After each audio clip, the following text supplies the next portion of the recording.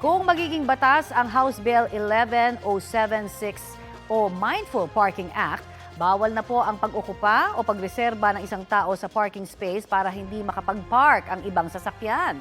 Maaaring pagmultahin ng 2,000 pesos hanggang 10,000 pesos o kaya naman ay pagbawi sa lisensya ang lalabag.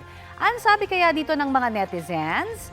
Para po kay Erico Perdido, hindi na kailangang isabatas yan dahil common sense naman talaga dapat yan.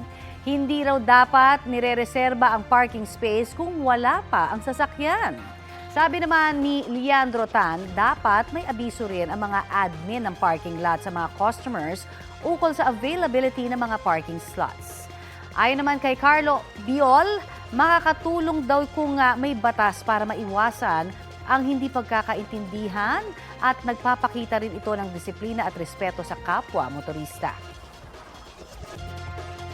Samantala, maglalabas din po ng ordinansa ang Metro Manila Council na magbabawal at magpaparusa sa human parking reservation.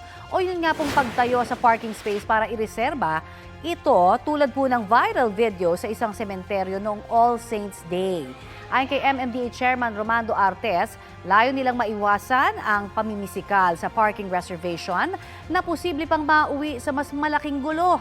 Ihahabol daw ng MMC ang bagong ordinansa bago ang inaasahang holiday rush. Makikipag-ugnayan din ang mga otoridad sa mga mall at pribadong parking para ipatupad din ang no human parking reservation.